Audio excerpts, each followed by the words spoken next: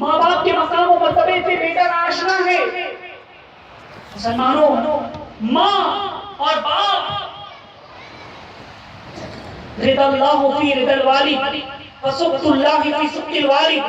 حضور علیہ السلام فرماتے ہیں کہ باپ کی رضا میں اللہ کی رضا ہے اور باپ کی ناراضگی میں اللہ کی ناراضگی ہے۔ اگر باپ کو آپ نے ناراض کیا تو گویا آپ نے اللہ کو ناراض کر دیا، اگر والد کو آپ نے خوش کر دیا تو گویا آپ نے اللہ کو خوش کر دیا۔ تو جو لوگ اپنے والدین کی نافرمانی کرتے ہیں وہ لوگ اس حدیث سے درس حاصل کریں کہ ماں باپ کو جو تکلیفیں پہنچاتے ہیں ان کو بھی اس کنویں میں ڈالا جائے گا۔ ماں باپ کا بہت ہی بلند و بالا مقام ہے۔ ماں کے قدموں کے نیچے جنت ہے۔ جس نے ماں کے قدموں کا بوسہ دیا اس نے گویا جنت کی چوکھٹ کا بوسہ دیا۔ ماں کا یہ مقام ہے۔ قرآن شریف میں ہے کہ جب ماں یا باپ بوڑھے ہو جائیں، ضعیف ہو جائیں تو ان کو اف تک نہ کہو۔ اف، قرآن عظیم فرما رہے ہیں کہ اف کہنے کی ممانعت کی گئی۔ بتاؤ، قرآن میں اف کہنے کی ممانعت ہے اور یہاں تو جھڑک دیا جاتا ہے ماں کو، باپ کو بھی جھڑک دیتے ہیں لوگ۔ بعض اوقات دھکے نکال کے، دھکے مار کے گھر سے باہر کر دیتے ہیں۔ مسلمانوں یاد رکھو، اگر تم نے اپنے باپ کو دھکے مار کر کے باہر کیا تو ایک وہ وقت بھی آنے والا ہے، تم بھی باپ بننے والے ہو، وہی وقت واپس دوہرائے گا، تاریخ دوہرائے گی، تمہارا بیٹا بھی اسی طرح سے تم کو دھکے مار کر کے وہ باہر کرے گا۔ وہ واقعہ تم نے نہیں سنا کہ ایک شخص تھا، بوڑھا ہو چکا تھا، بوڑھا ہونے کے بعد اس کا نوجوان بیٹا تھا، اس نے اپنے بیٹے نے اپنے باپ کو ذلیل کرنا شروع کر دیا، گالیاں دینے شروع کر دی اور کہا کہ یہ ہمارے لیے تکلیف دہ ہو چکا ہے، اب اس کو کہیں اور رہنا چاہیے، ہمارے گھر میں کیوں رہ رہا ہے۔ اپنے باپ کو مارا اور مارنے کے بعد اس کو اپنے گھر سے دھکے دے کر کے باہر نکال دیا۔ لوگ آنا چاہیں اس کی مدد کے لیے، لیکن اس بوڑھے نے روک دیا تھا کہ کہا کہ نہیں تم مت آؤ، آج یہ جس طرح سے مجھ کو دھکے دے کر کے اپنے گھر سے نکال رہا ہے، ایک وہ وقت تھا کہ میں نے بھی اپنے باپ کو دھکے دے کر کے نکال دیا تھا۔ اے ماں باپ کو تکلیفیں پہنچانے والوں، تم بھی باپ بننے والے ہو، تمہارے بھی بچے ہوں گے، جیسا تم اپنے والدین کے ساتھ برتاؤ کرو گے بچے تمہارے ساتھ ویسا برتاؤ کریں گے۔ مسلمانوں، والدین کے ساتھ اس سے سلوک کرو، والدین کے ساتھ ان کی دعائیں لیا کرو۔ میں آپ کو بتاؤں کہ ماں کی دعا اگر بیٹے کے لیے اٹھ جائے تو روایت میں ہے کہ اس شخص کے لیے پوری دنیا والے اگر بددعا کریں، پوری دنیا والے اس کو برا بھلا کہیں، پوری دنیا والے بددعا کریں اور ماں اپنا ہاتھ اللہ کی بارگاہ میں اٹھا لے اپنے بیٹے کے لیے تو ساری دنیا والوں کی بددعا رد کر دی جائے گی اور ماں کی دعا قبول ہو جائے گی۔ سبحان اللہ۔ لیکن اگر تم نے ماں کو ناراض کر دیا تو اس کے بعد ماں نے بددعا دے دی، ماں کی زبان سے بددعا نکل گئی تو پوری دنیا والے بھی اگر دعا کریں تو دنیا والوں کی دعا رد ہوگی اور ماں کی بددعا قبول ہو جائے گی۔ لہذا مسلمانوں، کبھی ماں کا دل نہ دکھانا، کبھی باپ کا دل نہ دکھانا، ان کی خدمت کرو، ان سے دعائیں لو، ان کی دعا سے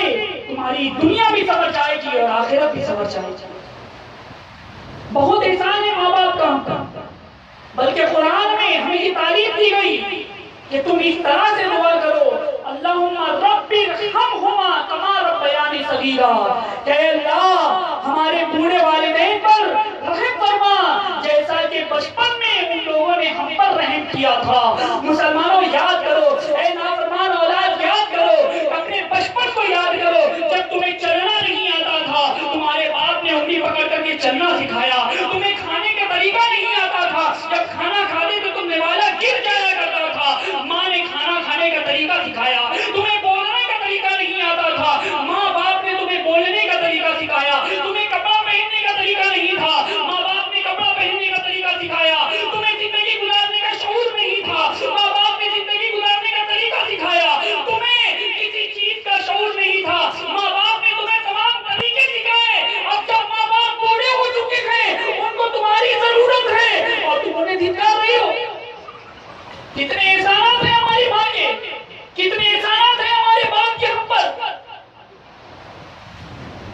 ان لوگوں نے ہمیں پالا ہے، کس طرح سے پرورش کی ہے، کس طرح سے ہماری تکلیفیں برداشت کی ہے۔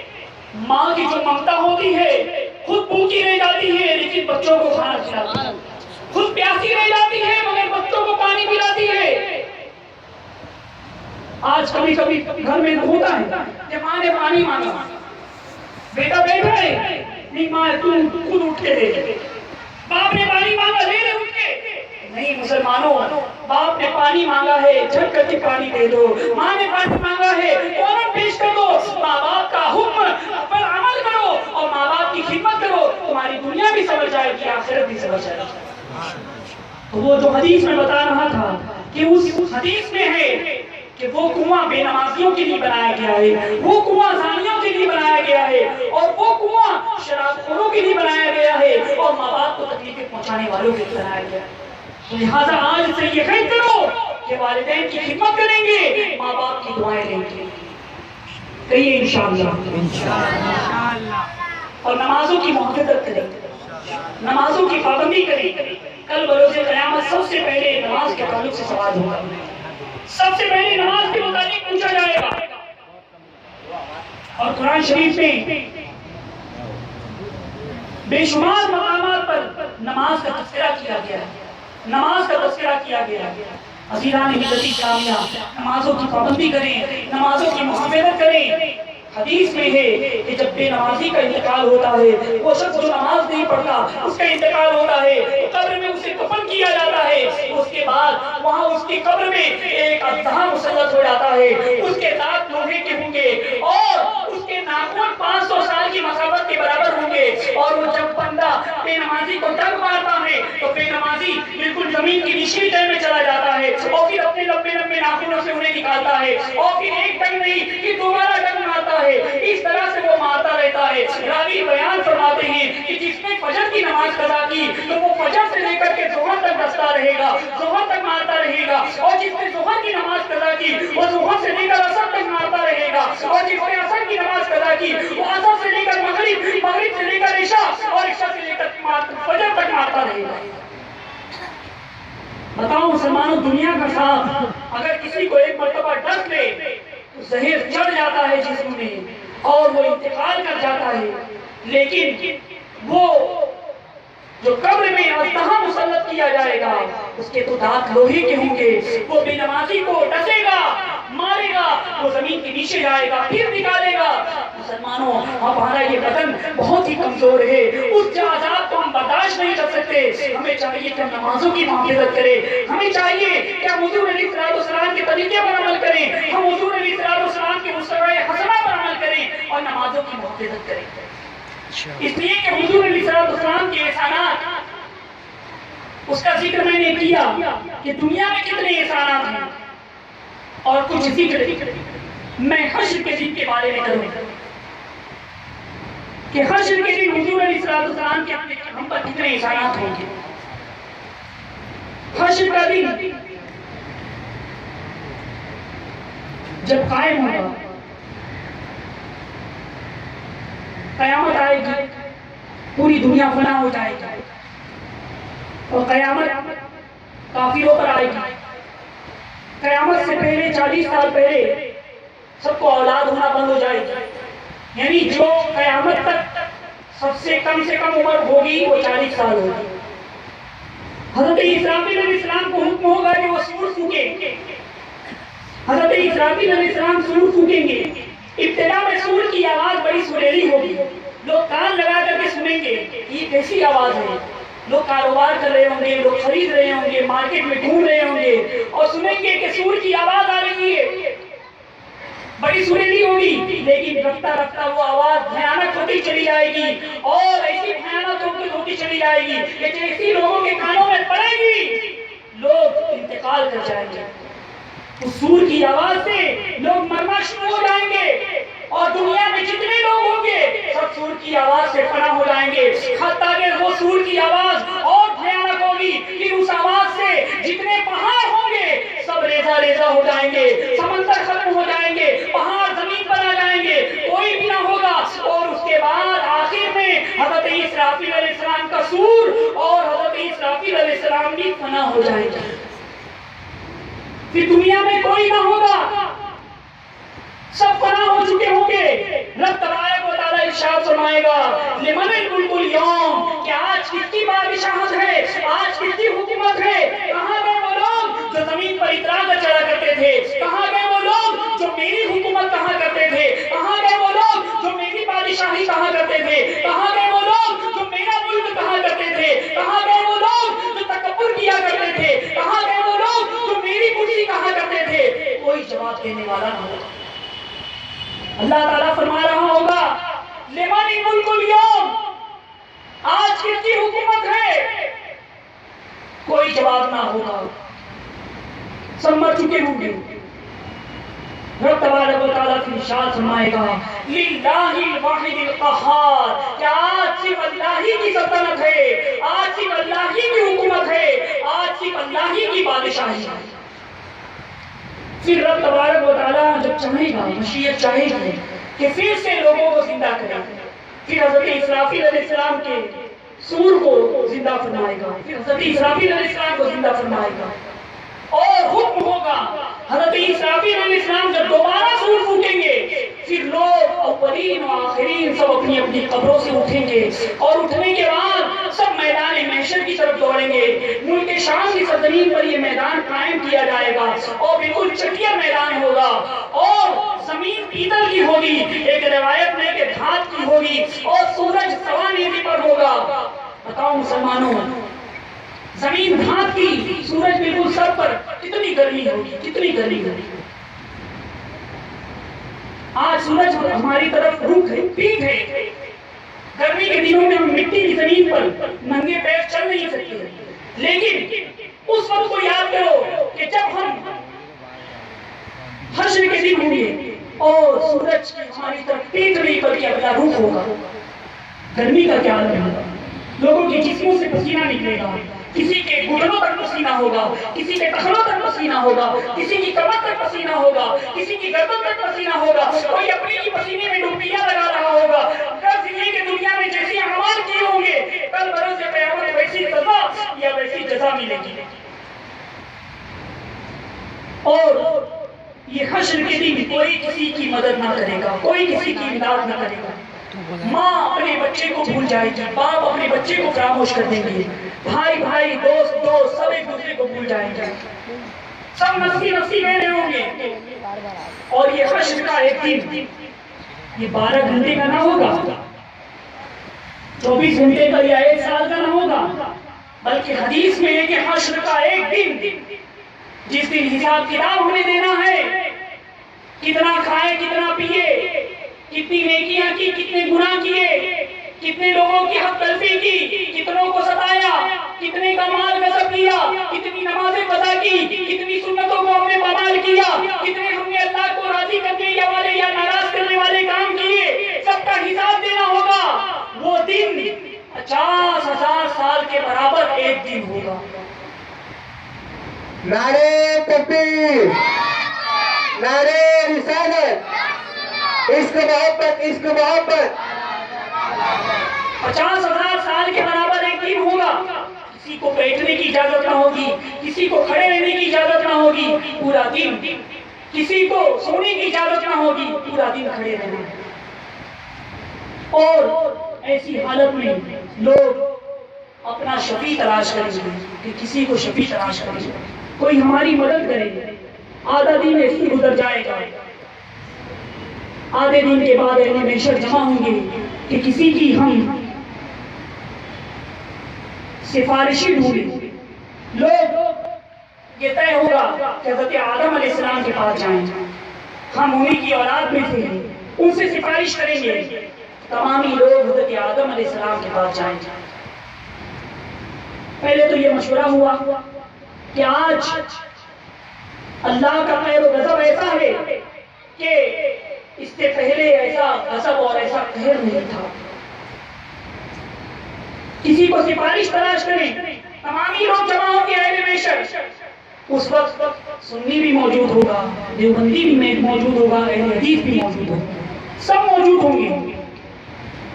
سب اس بات پر اتفاق کریں گے کہ چلو حضرت آدم علیہ السلام کے پاس. آج یہ لوگ دنیا میں کہتے ہیں کہ ڈائریکٹ اللہ سے مانگو, وسیلہ مت لو, نبی کا نہ لو, ولی کا نہ لو, کسی کی بارگاہ میں نہ جاؤ, درگاہوں پہ مت جاؤ.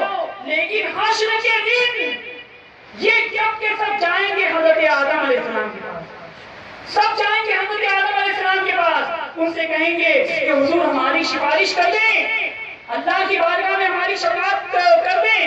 حضرت آدم علیہ السلام فرمائیں گے اذهبوا الی غیری, ہمارے علاوہ کسی اور کے پاس جاؤ. پھر لوگ دوسرے نبیوں کے پاس جائیں گے, حضرت ابراہیم علیہ السلام کے پاس جائیں گے, حضرت اسماعیل علیہ السلام کے پاس جائیں گے, حضرت شعیب علیہ السلام کے پاس جائیں گے, حضرت نوح علیہ السلام کے پاس جائیں گے, حضرت موسیٰ علیہ السلام کے پاس جائیں گے, حضرت عیسیٰ علیہ السلام کے پاس جائیں گے. سب فرمائیں گے اذهبوا الی غیری, اذهبوا الی غیری, ہمارے علاوہ کسی اور کے پاس جاؤ, ہمارے علاوہ کسی اور کے پاس جاؤ.